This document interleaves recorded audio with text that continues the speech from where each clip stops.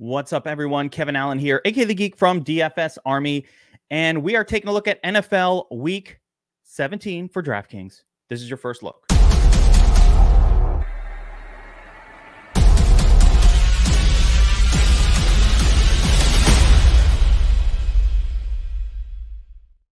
All right, 2 weeks left in the NFL regular season, and we're getting towards the set up for playoffs time. Pay attention a little bit to which teams have something to play for. There's a lot of haves and have-nots in the NFL right now, and so we're gonna kind of try to sift through all of that, but primarily take a look at what is getting back to normal on a week where there's no Saturday, Sunday split or any of that craziness. We're talking all Sunday football. So, as always. And it's now more than ever, late in the season, more than ever, it's really important to pay attention to the game lines, the spreads, the totals, because Vegas will let us know if a team kind of is giving up or doesn't care, is going to play the backups and that sort of thing. So we want to focus ideally on teams that have something to play for. That's our best case scenario. They have something to play for, but also that have nothing to play for. In a sense, the teams that have nothing to play, they have no reason to rest. And then there's those in-between teams that might rest a player or two, or they might give some people a break if they don't need or if they can't position themselves. So we've got to pay a little bit of attention to that this week as well. But as always, before we get into the games, this week's really interesting because one game stands out above all the others. That is cool. I like that. So there's a second game that's of interest, and then some other games that carry some appeal. But for the most part, this week is really shockingly thin considering how many games we have to take a look at. So let's run through it here, and we'll go through the whole thing here. We got the Cardinals at the Falcons, 41-point total, and the Cardinals team's kind of dead. But, James Conner continuing to sort of be a workhorse. I guess they don't give a shit about Conner. He's old. I doubt he's signed or will be with that team next year anyway. So they're just running him into the ground, which is fine by me. And on the Falcons, there's been some, let's call it, solid play by Tyler Algier the last few weeks. So he's somebody to pay attention to. But beyond that, this 41-point total is gross. The game of the week is the Bears at the Lions. And I've been screaming this all year. First of all, Lions home games just have exploded for fantasy points. This one has a 51.5-point total, 5.5-point spread. Lions are home favorites. Lions have something to play for. The Bears do not. But the Lions offense does have a lot of pieces of interest, especially if Jamal Williams sits this game out. Can we finally get the game out of DeAndre Swift that we've been dreaming about all year? He's super cheap. Let's pay attention to that. Of course, Amon-Ra St. Brown and the whole Lions crew, fine. And of course, Justin Fields on the other side, always an interesting play. But that game stands out a ton. I'm just not sure we can stack it up like crazy because the Bears team just doesn't have a whole lot going on. I mean, yeah, again, David Montgomery is interesting on the Bears. We have some interesting spots, but like no real wide receivers to load up on or anything like that. Maybe Cole Kmet. So we'll take a look at that game, of course, and focus on it this week. Broncos at the Chiefs. I mean, the Broncos are a dead team. They stink. Fired the coach. Good job. But, man, it sucks to be a Broncos fan right now with Russell Wilson literally like a noose hanging around the neck of that team, or not a noose, an anchor hanging around the neck of that team's leg and slowing them down, and just knowing that team's going to suck for the next few years. It's miserable. For the Chiefs, this should be an easy win for them. And, it's tough to really want to play Mahomes in that kind of a spot. Just is. Dolphins at the Patriots. Tua going to be out this week. We're going to get Teddy Bridgewater maybe, or somebody else, if Bridgewater can't go. So that's a bad scene. On the Patriots side, 42.5-point total. Probably not going to be a game I'm going crazy with interest for, but maybe some of those cheap Patriot wide receivers will hold some interest. The Patriots running back situation is really weird, but Patriots defense is going to be a very strong play, I think, in the cold of December against a warm weather Miami team that lost their quarterback. So I like that situation. Colts at the Giants. Again, the Giants are going for it. Giants defense is going to be in play here. Colts are just playing like shit. Oh my God, how bad was Big Pick Nick? We're changing his nickname. Changing it. Big Picnic. Horrible. Colts are a mess. That's it. They're a mess. I bet they go back to Ryan this week, but I don't know. They're a disaster. Giants offense has those cheap wide receivers. Any one of them, they came through for us last week, and, we'll have to pay attention to them for value. Eagles at the Saints at the Eagles. Eagles, listen, I don't care who the quarterback is. If it's Gardner Minshew, I'm going right back to it. If you watch this breakdown last week, we were all over Gardner Minshew, and that worked out pretty nicely. So, I'll do it again. Go right back to it. A.J. Brown, Devonta Smith, everybody, Goddard, the whole crew, even Miles Sanders, the whole crew. I'm not super interested in the Saints at all here. Panthers at the Bucks. That one carries a disgusting 39-point total. I feel like the Bucks just keep getting worse. I don't understand why this team never improved. Brady just has not been himself all year. You can't play any of these players. Panthers, horrible too. Not touching that. Right now, that's off the radar, 39.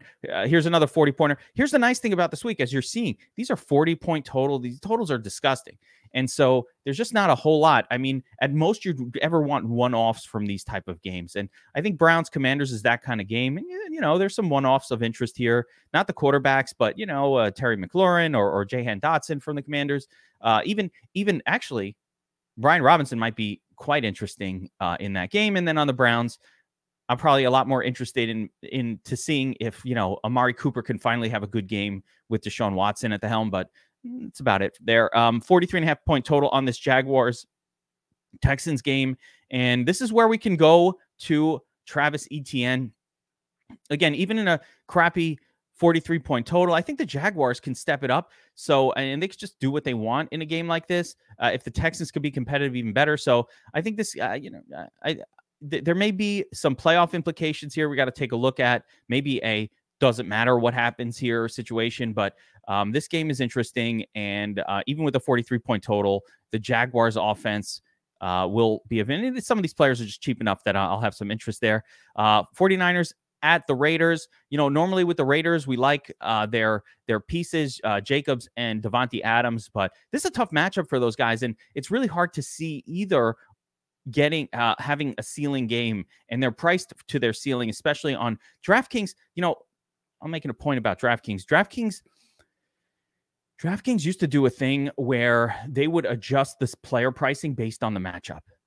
They still do it on defense, but they don't do it with the player pricing. So, wide receivers don't really change in price based on a great matchup or a bad matchup. It's been really nice this year because we've been able to do our matchup analysis, and it's not ruined by the fact that DraftKings is doing that too and changing the price. It really is a market shift over what happened over the past few years. Not so much last year, but over the last few years. They used to do it very aggressively. They're not doing that anymore. So we're still paying top dollar for Jacobs, and we're still paying top dollar for Devontae Adams when they're in bad situations. So I love those two guys, but maybe not this week. Jets at the Seahawks. This is one of my favorite games on the slate, and I think the total is too low. I'm betting it. I love the Jets here. They're going back to Mike White, which is good. That means real offense will be played here. So this Jets offense is in play. It's hard to trust the Jets running game right now. Zonovan Knight and all that. It's been horrible. Carter, it's a shit show. But the Seahawks running offense is fine with Walker. Not a good matchup for that. But I think on the Jets side, we get super cheap Elijah Moore, super cheap Garrett Wilson, super cheap Corey Davis in a matchup that is exploitable. So I'm interested in the Jets side of this game for the values. Now, here's a game that projects high, and it's the only other game above 45 on the game total. Vikings at the Packers, 47-point total, 3-point spread. Weather might be a factor here. So Green Bay in December can always be a weathery kind of place. So we'll have to pay attention to that. But if weather's not a factor here, I'm really interested in this game from both teams' angles. This might be the actual game of the week because there's just more players on either side that are going to be viable. Of course, Justin Jefferson is always a great play in every situation. We saw TJ Hawkinson break the slate last week for the Vikings, and they have Dalvin Cook as well, who occasionally can pop off. On the Packers side, Christian Watson hurt last week. We'll see if he comes back. After him, they have kind of a difficult to pin down group of wide receivers, Lazard and Doubs and Cobb and all these different names that could get some action. The other thing I'm interested in, and maybe even more, is the fact that Aaron Jones rolled his ankle last week. I don't know what his health situation looks like, but if Aaron Jones is out, AJ Dillon, Dilly Dillon for the Millie, Dilly for the Millie this week. He should be a spectacular play. So let's see what happens there. Rams at the Chargers. Again, not a game super interesting. 40.5-point total. The Rams offense is pretty weird right now with Baker at the helm. Their defense is pretty good. Chargers, I don't know. I don't know what to say. Low total game. It's kind of gross. But Chargers are at home. They should be able to find. There's too many names, too expensive. I'm not sure I'm going to be on that one. And that does it for the main slate. So let's jump over to DraftKings and actually get a look at some of these player salaries and see who might be affordable. And we can see here, I already said, Mahomes against that Denver defense. Is he going to have a ceiling game? Denver's dead team, can't score. Look at my face. It tells you the tale. I don't know that I'm going there. Jalen Hurts, not sure if he's coming back this week. I think the Eagles would be wise not to play him. Just give him another week off. Minshew can hold down the fort. I think he can get a win here pretty easily against the Saints. So why bother? But we'll see what happens with Jalen Hurts. I do not like this style of quarterback when they are holding a Q tag and kind of hurt. And in this style, in this matchup, I don't like it. Too risky. Justin Fields, always in play here. This is a good spot. Justin Fields can do it all with his legs. Had a horrible week last week, but that's not going to happen very frequently. He was up against Buffalo, good defense, blah, blah, blah. So I'm willing to go back to Fields, but just keeping in mind that maybe that shoulder injury that he had is still affecting him. So he's a little risky, but that's the game total we want to target. So I'm beyond that one a little bit. Herbert, I'm just off of Herbert in general this year. When has he had a good game? I mean, it's so rare and he's so overpriced. He's so priced based on his reputation. It's disgusting. So enough is enough. It's week 17, guys. What we've seen is what we get. It's a no for Herbert. Tua, not going to play. Cousins, on the road at the Packers. That is a tricky spot for Kirk Cousins. Probably not a situation I want to target. I don't mind Trevor Lawrence as a tournament play here, so we'll keep him in mind. Brady is a no. Aaron Rodgers is a no. Geno Smith against the Jets is a no. Deshaun Watson, look at this. You can't play anybody. Deshaun Watson is a no. Daniel Jones is a no. Jared Goff. So, I mean, there's three quarterbacks here that I'm interested in. Jared Goff at home against Chicago. I like this spot a lot, especially if Jamal Williams is hurt or limited. I love this spot. Goff with Swift, Goff with Amon-Ra, we could play him. Gardner Minshew, if he starts, go right back to it. Again, I told you guys last week, this dude is the real deal. He's on a good offense. They're going to score. Indoor game. What a smash that was. Actually, Dak outscored him, but he was cheaper than Dak, so I'm calling it the best play of the week. Nuts play. Gardner Minshew, right? So you got Goff, you got Gardner Minshew, and you got Mike effing White. Now, Mike White against Seattle. Seattle's another team that produces quality outcomes to the to opposing quarterbacks and opposing teams in general. Seattle's actually particularly bad against tight ends, but it's really, really tough with the Jets. We'll have to figure out like Conklin, Azuma, whatever. But generally, Mike effing White, cheap. If it wasn't for the fact that Goff and Minshew were in this zone, then it would be an easy click. I think I'm going to go with Goff here, but I want to just keep in mind how much I like Mike White and Gardner Minshew, and those are going to be the quarterbacks that I personally am going to focus my efforts on this week. I don't think that paying all the way up for these guys is necessarily great. Fields being the exception, but you saw the whole rest of the crew. The only other one that even stood out to me at all is Trevor Lawrence. So I like it. I like it. Fewer selections. The field spreads around their exposures. They don't care. They spread it around. We're going to tighten up our exposures this week and take down some millions. All right. Let's talk the running back position here, and let's go down from the top. And of course, at running back, I'm always looking for, injury situations, mispriced players, or players in good spots. Mispriced or player in good spots. Either way. So let's start up at the top here. Christian McCaffrey coming off a tough week, but wow, does he get a good matchup here. I don't know what happened last week. Why didn't it throw to him? I guess it was non-competitive. I don't know if Chase, maybe Washington, actually, in fairness, and this is something we did notice, but I ignored it last week. Washington does have an elite rush defense. It's been really, really good this year. In the points for chart that we have over at DFS Army, they're actually really sneakily good. You know who's not sneakily good? The Raiders. They're really sneakily bad against running backs. So I think we can go right back to Christian McCaffrey as our top pay-up option on the slate. Last week, Saquon Barkley was the highest scoring running back on the slate. He finally got him the ball. He did his thing, 27 fantasy points. Funny thing is, even at 27, which is one of his better scores of the year, was not enough to help you win a tournament in terms of 4x his salary.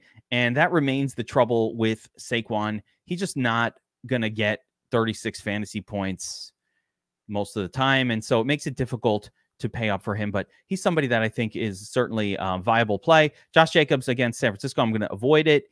Nick Chubb, avoid. James Conner getting all of the work he can handle. James Conner has to be in the mix, unfortunately, this week, even in a shitty kind of game, because he's just getting all that work. I mean, if you take a look at his returns last week, it's another 8 targets, and that's been the norm for him, 5, 7, 8, 5, 3. So he gets this high target share more often than not. He's been hanging around this 25-point zone.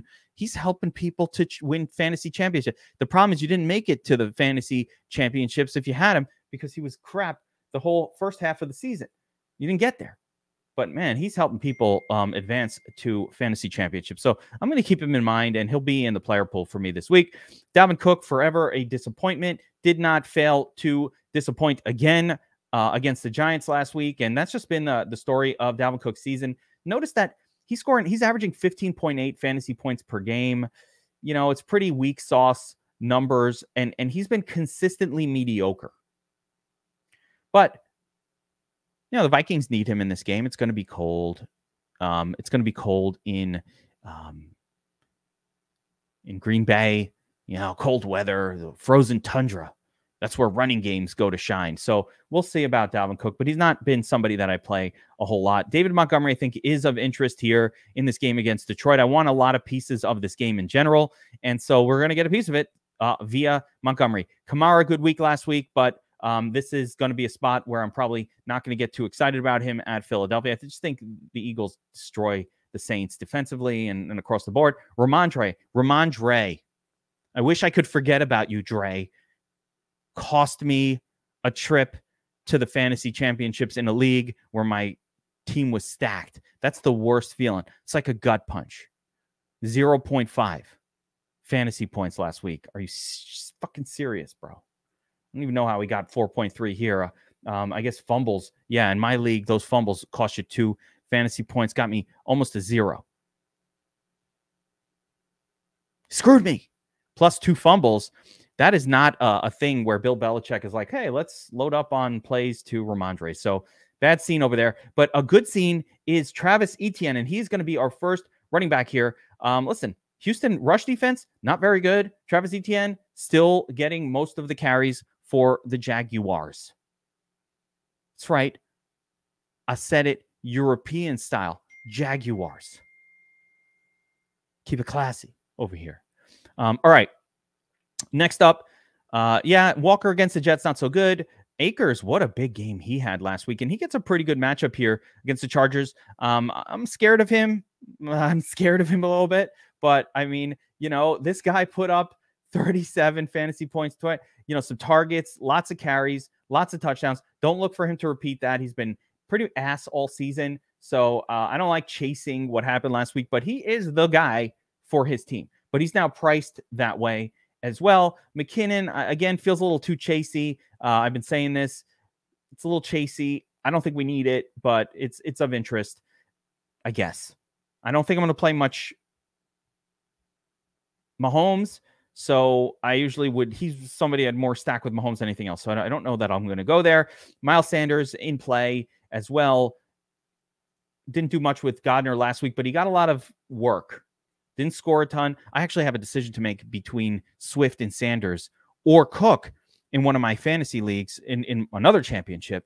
And I'm going to have to think long and hard over the course of the week about how I want to go with that trio. I'm thinking you got to play Cook, but I don't know. Right now I'm leaning that way. AJ Dillon. So here is the spot where, if Aaron Jones is out or limited, again, I think AJ Dillon can put up a smash game for us. I really would love to see what this Packers offense can do with just one running back getting all the work. So I'm keeping him in mind here. He's been scoring a lot of touchdowns. They don't throw for as many touchdowns lately. They're kind of rushing for touchdowns now because kind of Aaron Jones not that comfortable. There's no Devontae Adams to take all the tutties, so they can go to the running backs. We'll see. If Aaron Jones is legitimately limited, I'm interested in this spot quite a bit. Donta Foreman, okay, he had a big week last week. That's fine. Isaiah Pacheco, again, really never, the ceiling hasn't been there for Pacheco. 10 points, 12 points. It's been fine, but nothing special. Continuing down the list here, I think we are past the zone of usefulness at the running back position, unless you guys can think of anybody that I'm not thinking of. But the guy that I'm interested in here is DeAndre Swift. And again, this is the first look, but I'm taking my shot. So this is the first look. But if Jamal Williams is out this week, I think Swift finally gets an elevated workload. This is part of a game that I really want to target. I want a lot of exposure to it, 51-point total. And I'm going to assume that Jamal Williams is out for the purposes of this breakdown. If he plays, I'm going to be a lot less interested in Swift. But if he doesn't play, I'm going to be very interested in Swift. So keeping it real. All right, let's jump over to the defense here. And then we'll get to wide receiver and tight end. And as you guys know, if you've been following this all season long, and by the way, if you enjoy what I'm doing here, do me a favor, smash the like button, subscribe to the channel here. Let us know that you're out there and tell me who your first look quarterback is. Who's your first look running backs? Hit me up in the comment section. I read all of your comments. And if you think my picks are bad, let me know in the comments below as well. Tell me what you would do different. I love it. All right. So with defense, I like to start at the bottom and work my way up to find the cheapest viable defense. So let's give it a shot here. Saints at Philly, not so interested. Broncos at no, hell no. Packers at home. Okay. That might be the spot. Raiders, no. Rams, no. Panthers, okay. Texans, no. Patriots against the backup quarterback for Miami. I'll take that. Teddy Bridgewater, not that good. Third string guy, whoever that is, even less good. So Patriots are going to be the defense we plug in, but let's kind of roll through the defense position here and just get a kind of an overall first look. So Patriots 2,600. Let's work our way up here. Vikings, no. Atlanta, Arizona at Atlanta, yes. Okay. Falcons, interesting. Trace McSorley. Who the hell is the quarterback for the Cardinals? Oh, that's Russ. Which team has Trace McSorley? I'm confused. It's late in the season. I'm a mess here. No, Denver. Wait, is it Trace McSorley? Yeah. We'll see who their quarterback is. Trace McSorley. If it's Trace McSorley, I think I like Atlanta better than the Patriots, right? We're going to be all over this spot. So a couple of cheap defenses that really stand out already. I'm getting myself all confused here. Jets at Seattle. Maybe, but probably not. Chicago, no. 49ers, not really. On the road. Lions at home, probably not. Bucks, no. Maybe. Cardinals at Atlanta, also acceptable, but I probably like the Atlanta side of that one. Commanders, maybe against Cleveland. Seattle against the Jets, probably not.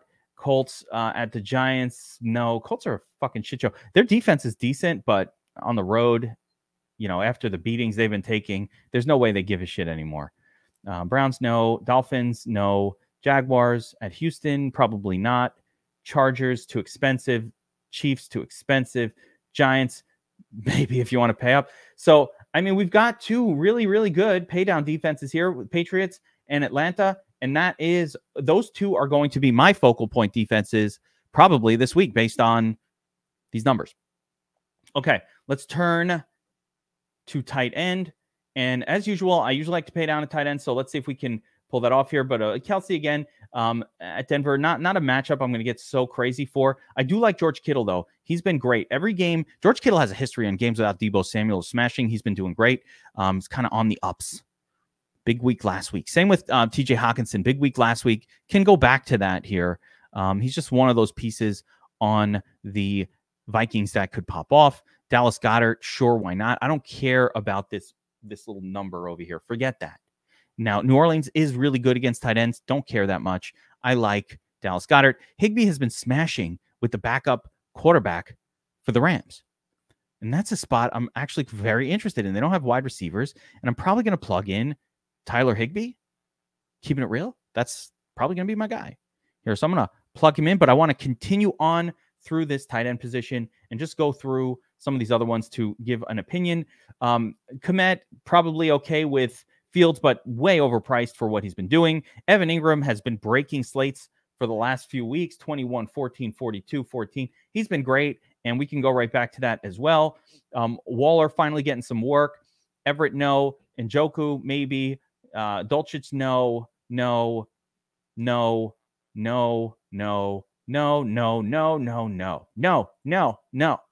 Akins, acceptable punt. Jonnu Smith, I don't know. And then Jets tight end, acceptable punt. So that, that's where we're at.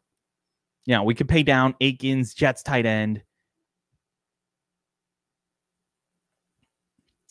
or probably just play Higbee. So fewer tight ends that are viable this week than normal, which is good. I prefer fewer choices. Less variables, especially since the field spreads it around more than I think what they should. So let's go to the wide receiver position now and bring it all together. So right at the top here, Justin Jefferson. Of course, I'm interested. 9,500, man. It's a little spendy. But, a great spot. Tyreek Hill without his starting quarterback is a no. Devontae Adams. Listen, if you're going to do something against San Francisco, it's going to be via the pass. And so Devontae Adams is interesting in that sense. You can't run on the 49ers. You can throw on them. So, yeah, I mean, interesting, but probably tournament play. A.J. Brown also great. Fine by me. All good. Amon-Ra St. Brown in the dome is going to be very interesting. And that's probably where we want to start, especially since we have Jared Goff in this lineup. And we've used salary savers note across the board, which means we're still sitting on a decent amount of average salary remaining for this build, which is nice. So let's continue on through this position group here. A.J. Brown, sure, why not? With Gardner, if this was a Gardner Minshew lineup, I might go with Brown instead of Amon-Ra, and that's probably how I'll build my Gardner lineups, but we don't need him here. DeAndre Hopkins with Trace McSorley. Come on, guys. Stop it. Just stop. Don't do that. Jalen Waddle, backup quarterback, is a no. Devonta Smith. First of all, let's give credit to my boy DFS Up North. Okay, he does the 3-for-3 breakdown, GPP plays, and the 10 under 10 breakdown for DFS Army. He's with me on the showdowns, and he was singing the praises of Devonta Smith. He's like the Devonta Smith whisperer. He knows when he's going to go. I don't know how he knows it. He knows when he's going to go off. and he was singing the praises of Devonta Smith last week, and 34.3 points, nuts juggling all over the place later. Here he is, Devonta Smith, absolutely smashing. By the way, let me pause there.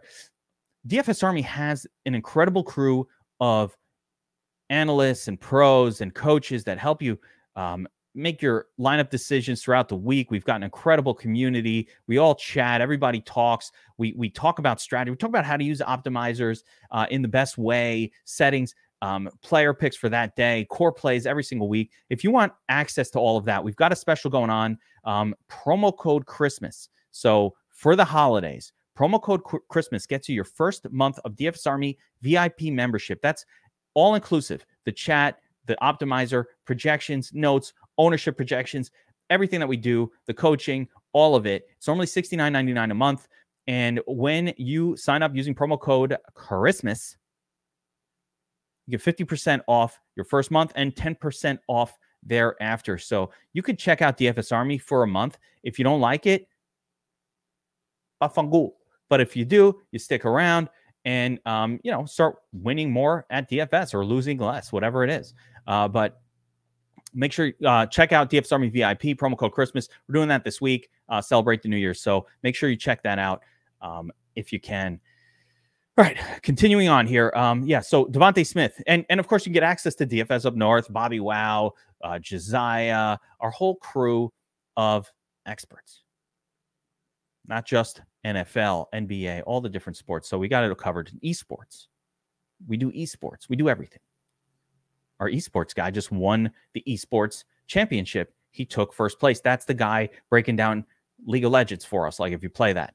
I like League of Legends, DFS too. It's pretty fun, especially when you have a really, really sharp guy helping you out with it. Anyway, continue on. Keenan Allen here against the Rams. Okay, fine. DK Metcalf. No. So DK Metcalf is probably going to see a lot of Sauce Gardner in coverage, and that is not a good scene for Metcalf at all. Chris Godwin, no, he's too expensive for his crappy team and quarterback situation. Mike Williams, probably mild interest here, but not a ton. I'm interested in Mike Williams a little bit. Jerry Jeudy, big week last week. Maybe. Probably not. Brandon Ayuk, no. Pittman at the Giants. If Matt Ryan plays, I think I'll be interested in Pittman. But if they go back to Big Pick Nick, I'm going to take a pass. McLaurin, okay. Christian Kirk, all right. Samuel, Christian Watson, nothing special here. Nothing. DJ Moore, what a disappointment that was last week. But you know what? Actually came through at the end. That's right. He did come through at the end, which was nice. That actually kind of really helped because I had a ton of DJ Moore exposure. But I don't know that the Panthers will be able to lean that heavy on the run like they did last week with Algier. So DJ Moore is definitely going to be in the discussion this week, but not my favorite. So continuing on, Schuster is fine. Marquise Brown is a pass. Garrett Wilson. That's where I'm going. Jets, Jets. Mike F. White back at the helm. I love all of these Jets wide receivers this week. If it's Wilson, if it's even Elijah Moore or Corey Davis, we can save salary this week with these Jets wide receivers and really do some damage. So I'm fine with Garrett Wilson. I'm fine with Elijah Moore. All good. Load up on these Jets wide receivers. Mike White he slings the rock. So I'm all about it. Oh man, I hope we don't have to play Zonovan Knight again, man. That's going to feel horrible, but it is a good matchup for him. I'm still thinking about it. Can't accept it as of yet, but it might be a thing. So continuing on here, Lazard. Let's look at the injury situation for these wide receivers for Green Bay before going crazy. But Lazard's fine at 5,400. Palmer, no. Thielen, probably not. Sutton,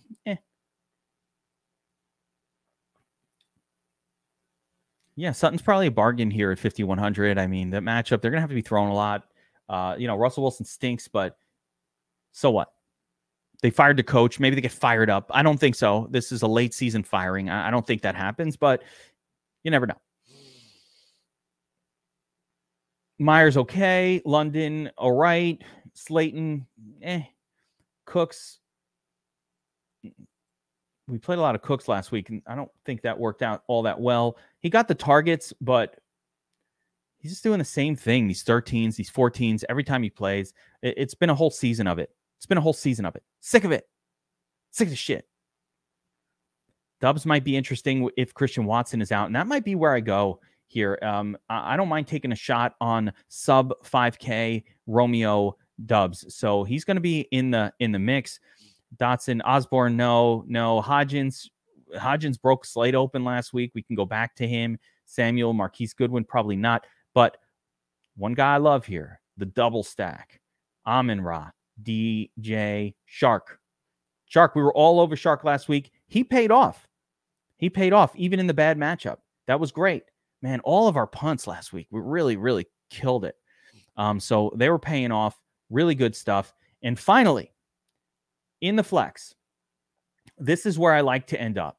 Good amount of salary left in the flex. We can kind of do whatever we want. So I'm not going to fill in the last spot for us here, but this is the first look.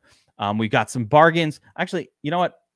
I'll do one more thing, which is I'll continue down the wide receiver list to see if we can identify any other cheapies below the DJ Chark zone. I want to mention a couple of other names actually before we roll on, but a couple cheapies below that zone that might be of interest. So again, going back to these Giants wide receivers, Rick James, fine. That'll work. I don't really like Rashid Shaheed, but if he continues to be the only viable wide receiver for the Saints, he's got to be at least of somewhat interest.